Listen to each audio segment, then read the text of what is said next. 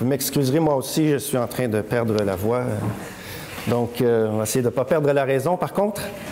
Donc, c'est un grand plaisir pour moi d'être ici et puis d'avoir eu l'opportunité de travailler avec un doctorant du BSI, en la personne de Gabriel Tremblay, qui a soutenu sa thèse hier, et puis d'avoir pu collaborer au projet du professeur Kalika et de renouer des liens de collaboration avec le professeur Beaulieu.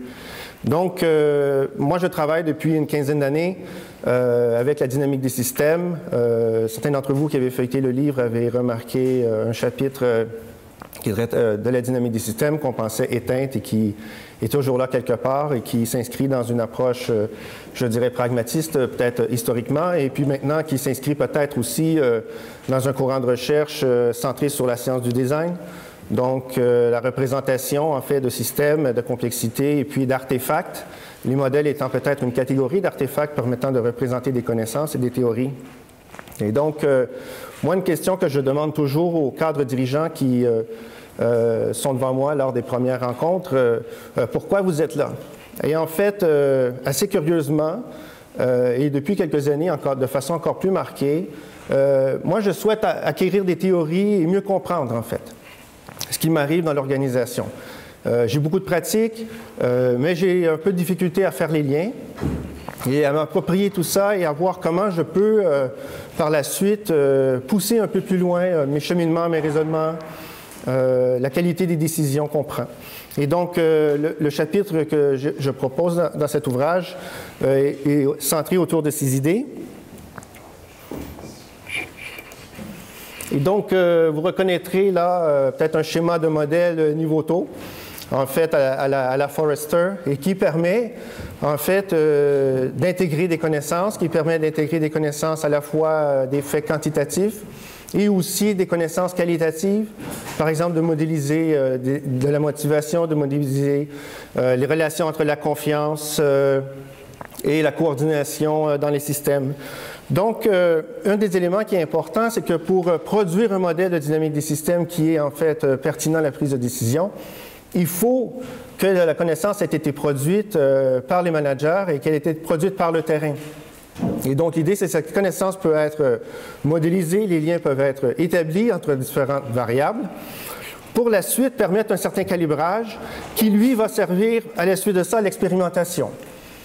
Parce que l'apprentissage organisationnel, par exemple, qui peut survenir dans des collaborations, des interactions entre les individus dans une organisation, permettent de générer des connaissances qui sont déjà connues, mais qui pourraient s'appliquer à des situations inédites. Donc, avec un taux de succès plus réduit dans la qualité, la performance et aussi les résultats. Ce qu'une modélisation systémique peut permettre de faire, c'est de s'approprier les connaissances et d'expérimenter. Et d'expérimenter d'une manière qui permet la collaboration entre les personnes. Collaboration importante pour le travail d'équipe, pour l'évolution de l'organisation. Ce qui est important aussi, c'est l'élément de rétroaction, c'est-à-dire la rétroaction entre les connaissances qui peuvent être intégrées dans un modèle, mais aussi les connaissances qui peuvent être générées par les utilisateurs et les consommateurs de l'information produite par les modèles.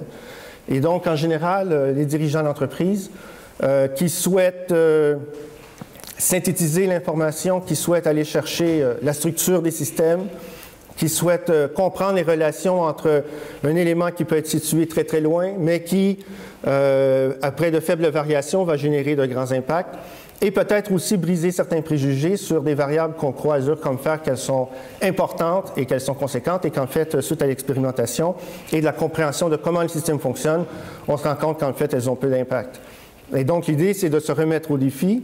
Et l'idée, c'est de confronter ces idées reçues avec des idées nouvelles qui, parfois, nous sont proposées par la collaboration et les connaissances créées entre collègues, et aussi par le truchement d'une modélisation systémique qui permet de capter les images qu'on se représente en tant que dirigeant, mais aussi celles où on aimerait se projeter. Et donc, dès maintenant, préparer là où on souhaite être un peu plus tard. Donc, être en mesure d'appréhender, et puis aussi pas dans un sens de prédire avec précision les valeurs, mais dans un sens de comprendre comment les variables interagissent entre elles pour mieux se préparer aux changements d'avenir.